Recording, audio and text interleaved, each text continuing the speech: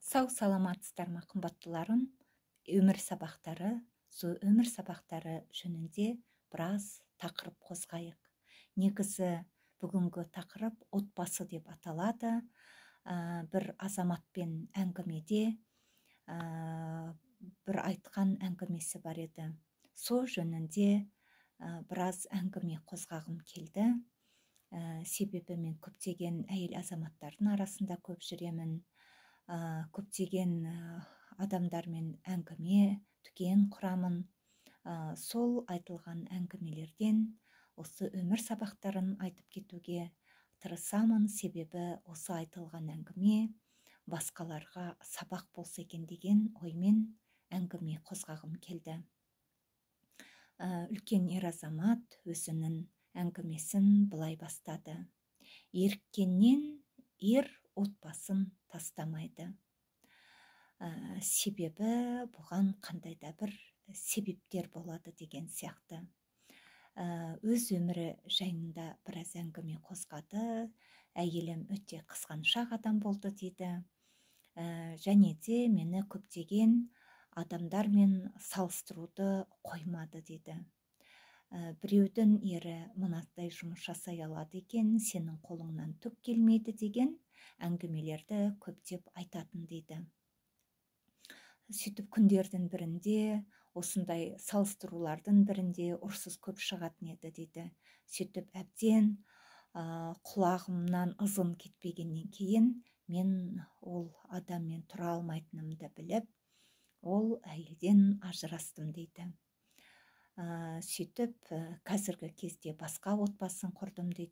Енді қазіргі алған әйелімнің мен барлық жағдайын жасап, оны сыйлап тұрам дейді. Себебі ол бұрынғы әйеліме қарама қарсы дейді. Себебі өте ақылды және де барлығын ойлап, мені өзінің отағасы деп сыйлап отырады дейді. Сондықтан да әйел азаматтарға айтқым келгені, егер де қандай да бір ойыңызға салыстырулар келетін болса, одан да сіз жолдасыңызды мақтап айтыңыз. Я, сенің қолыңнан бәрі келеді. Бәленбайдың жолдасы сенің тырнағыңа да тұрмайды деген сияқты. Сен барлығын жасай аласың, себебі сен мықтысың, мыңнан бірі ғып мен сені таңдап алдым ғой. Осындай керемет болғаның үшін мен сені таңдап алдым. Сондықтан да саған сенемін, сен менің жолдасымсың, отағасысың, балаларымның әкесісің. Сондықтан да барлығы сенің қолыңнан келеді деген мақтау айтатын болсаңыз, сіздің жолдасыңыздың бойына қанат бітіп, ол әрине тырысып бағып, ертеңгі күні барлығын жасай алатын мықты ер азаматқа айналады. Сондықтан да әйел жолдастар, негізі Қазақстанда статистика жөнінде айтатын болсақ, бір ер азаматқа 8 әйелден келеді дейді. Оны өздеріңізде тексеріп білудеріңізге болады.